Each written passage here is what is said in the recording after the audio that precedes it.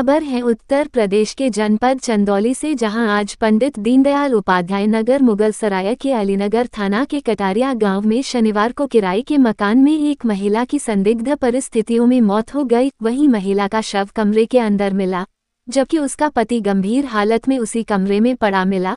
कमरे का दरवाजा अंदर से बंद था। इस घटना के बाद क्षेत्र में हड़कंप मच गया। मिली जानकारी के अनुसार कटारिया गांव में किराए के मकान में रह रहे दंपति के कमरे का दरवाजा काफी देर तक नहीं खुलने पर मकान मालिक ने पुलिस को सूचना दी। वही सूचना मिलने के बाद मौके पर पहुंची पुलिस ने दरवाजा खुलवाकर 19 वर्षीय रानी कुमारी का शव बरामद किया, जबकि उनके पति रटास कुमार को बेहोशी की हालत में तत्काल उपचार के लिए अस्पताल भेजा गया। पुलिस ने शव को पोस्टमार्टम के लिए भेज दिया है। पुलिस और फोरेंसिक टीम ने मौके पर पहुंचकर साक्ष्य जुटाए हैं। फिलहाल महिला की मौत की वजह स्पष्ट नहीं हो पाया है। पुलिस पोस्टमार्टम रिपोर्ट और जांच के आधार पर आगे की कार्यवाही की बात कह रही है।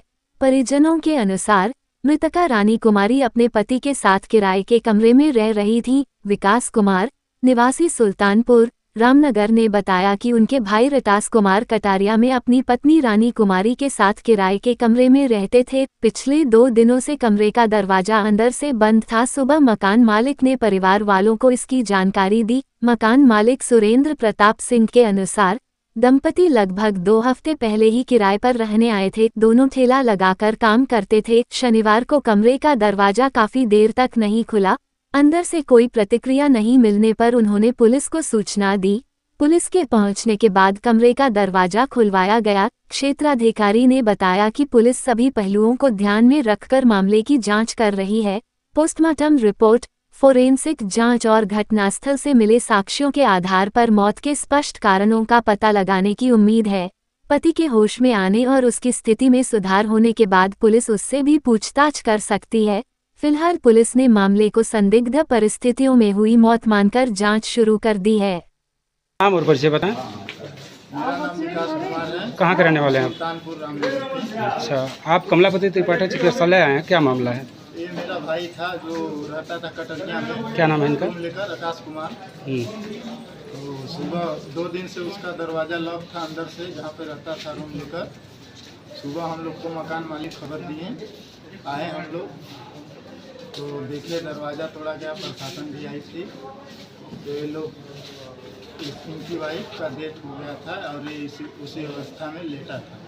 अच्छा, इनकी वाइफ का नाम क्या था? रानी कुमार। क्या नाम भैया? सुरेंद्र प्रताप सिंह। आप यहाँ के मालिक हैं?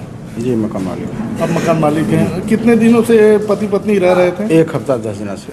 10 दिनों से। जी जी। कहाँ से आए हुए हैं, क्या नाम? यही बगल में है सुल्तानपुर, देखे कबीरपुर सुल्तानपुर जी। यही लड़का है, इसी के मौसी के रिश्तेदार हैं, यही लेके आया था। ये सिवा है ये लड़का। तो ठीक है, वो क्या स्थिति है इस समय?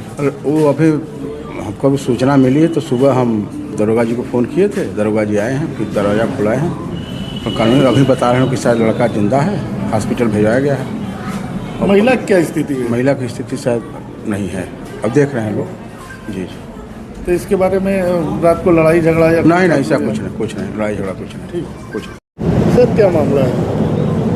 आज थाना अलीनगर पर यह सूचना प्राप्त हुई कि अलीनगर के कटरिया क्षेत्र में एक सुरेंद्र प्रताप सिंह का मकान है, जिसमें कुछ लोग किराए के रूप में कमरा लेके रहते हैं। एक कमरे का दरवाज़ा पिछले 2 दिनों से बंद है, जिसमें पति पत्नी पिछले 15-20 दिन से किराया पे रह रहे थे। इस सूचना पर मौके पर पहुंचकर वहां पर देखा गया तो कमरा अंदर से बंद था। फील्ड यूनिट तथा आसपास के लोग और मकान मालिक की उपस्थिति में दरवाजे को तोड़ा गया तो अंदर पति पत्नी दोनों ही बिस्तर पर लेटे हुए मिले। जब परीक्षण किया गया तो पत्नी मृत मिली तथा पति अभी जीवित मिला है, जिसे तत्काल एम्बुलेंस के द्वारा अस्पताल भेज दिया गया है। पूरे घटनाक्रम की जांच की जा रही है और अग्रिम विधिक कार्रवाई की जा रही है। महिला के शव को पोस्टमार्टम के लिए भेज दिया गया है। आज़ादी के पावन पर्व पर 15 अगस्त के इस अवसर पर मैं जनपद वासियों को आज़ादी की शुभकामनाएं देता हूं। साथ में उन वीर शहीदों को नमन करता हूं जिन्होंने अपनी जवानी हंसते हंसते फांसी के फंदे पर झूल गए और वो हमको आज़ादी देकर गए। मैं ऐसे सभी नौजवानों को, वीर शहीदों को नमन करता हूँ। सभी जनपद वासियों को शुभकामनाएं देता हूँ कि हम हर घर तिरंगा अभियान के तहत जुड़कर अपने घर पर तिरंगा लगाएं और इस आज़ादी के पर्व को झूमकर मनाएं। ये आज़ादी बहुत संघर्षों के बाद हमें मिली है, इसका मोल हमें मालूम होना चाहिए।